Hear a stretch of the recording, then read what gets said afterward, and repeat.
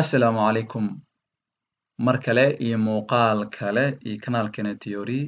Muuqaalkii hore ama noogu dambeeyey waxaan ooga soo hadalnay sharciyada iyo xeerarka baabuurta iyo waddooyinka, awoodda ay leeyihiin iyo siday u kala awood badan yihiin iyo siday u kala sareeyaan. Muuqaalkan waxaan ku sharaxaynaa insha Allah inta su'aalood oo theory-ga lagaa rabo, qaladaadka lagu ogol yahay, iyo inta su'aalood ina saxda lagaa rabo, iyo xadgudubyada yaryar iyo kuwa waaweynba oo culus. Bismillah. Er zijn 50 multiple choice vragen. Imtixaanka theory-ga Belgium wuxuu leeyahay 50 su'aalood oo kala doorasho badan leh. Multiple choice waa kala doorasho badan, waa eray English ah, iyadoo Nederland ah. Meerkoze vragen waa su'aalo kala doorasho badan leh. Kala doorashada haddaan fasirno waxay leeyihiin jawaabo, halkii su'aalba waxay leedahay 2 jawaabood ugu yaraan ama ka badan oo la rabo kaad u aragto inuu saxan yahay inaad doorato. Om geslaagd te zijn si aa u guulaysatay marka muuche waxaad ku khasban tahay 41 op 50 halen, yacni 50 su'aalood ina 41 su'aal ka saxdo ayaa lagaa rabaa si aad u guulaysato. Er zijn 45 vragen. Waxaa ka mid ah 50 su'aalood 45 su'aalood van 1 punt, yacni halka su'aal aad qalado waxay ka dhigan tahay ina hal qalad ama hal su'aal aad qaladay, yacni hal dhibic ama hal buundo ayaa lagaa jarayaa.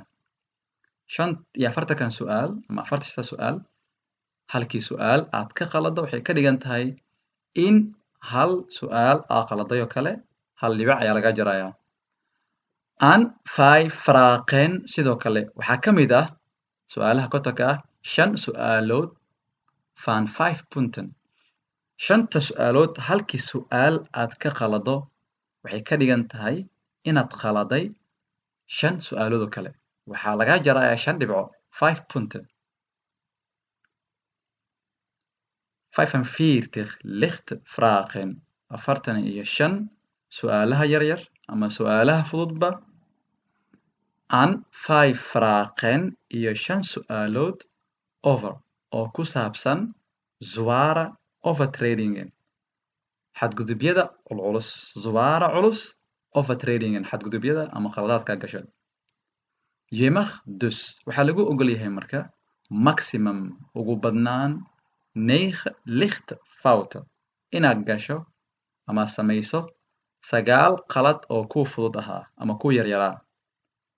Oftewel haddii si kale loo dhigo maximum ugu badnaan 1 zware overtreding, in hal qalad oo qaladyada ku saabsan xadgudubyada waaweyn inaad samayso aan 4 lichte fouten maken, iyo inaad 4 qalad oo qaladaadka yaryar ah aad samayso oo ay tahay macnaheedu 9 qalad. Hal qalad oo weyn aad gashay 5 su'aal ayaa lagaa jaray qalad, iyo 4 qalad oo waxaad gashay oo yaryar waxay isku yihiin intaa 9 qalad inaad gashay. Waxayna ka dhigan tahay 41 su'aalood inaad ku guulaysatay marka. Ugu yaraantii waxaa lagaa rabaa 41 inaad ku guulaysato. By 2 zware overtredingen haddii 2 qalad oo waaweyn aad gasho, kuwa culus aad gasho, heb je waxaad haysataa marka onvoldoende, waxaan macnaha aanan kugu filnayn. Waxaa haysataa marka onvoldoende, waxaa haysataa wax aanan kugu filnayn. Lianna 2 qalad oo waaweyn waa 10 su'aal adoo qalday. Marka 40 ayay noqonaysaa buundadaada, 41 waa lagaa rabay. So marka waad ku dhacday imtixaanka. Haddii aan kala qaadno su'aalaha fudud iyo su'aalaha culusba meesha ay ka imaanayaan 45 vragen 45 su'aalood van lichte overtredingen oo ku saabsan ama ahba xadgudubyada yaryar.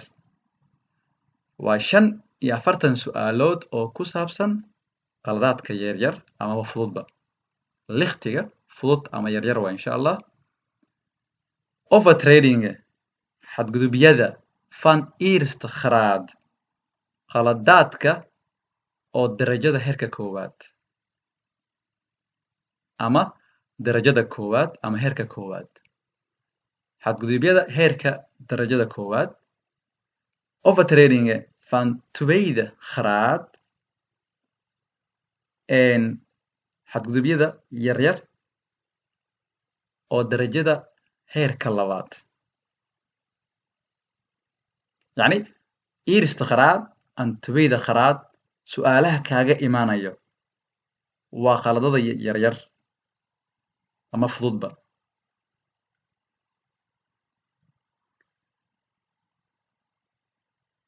zware overtrading xadgudubyada waaweyn ama khaladaadka waaweyn amaba loo yaqaano strafpunte dhibcaha ganaaxa laba eray ayaa loo yaqaanaa zware overtrading xadgudubyada culculus ama halista ah ama waaweyn iyo sidoo kale strafpunte dhibcaha ganaaxa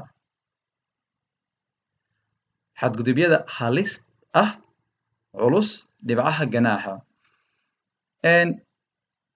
overtrading van de derde graad xadgudubyada ama khaladaadka heerka saddexaad waxaa kaaga imaanaya marka xadgudubyada ama khaladaadka waaweyn oo halkii su'aal in 5 dhibic lagaa jaray inay tahay sidoo kale overtrading khaladaadka ama dembiyada ama xadgudubyada waaweyn van de vierde graad oo ka imaanaya darajada heerka afaraad yacni derde graad iyo vierde graad waxaa kaaga imaanaya su'aalaha ku saabsan xadgudubyada waaweyn culus halista ah dhibcaha ganaaxa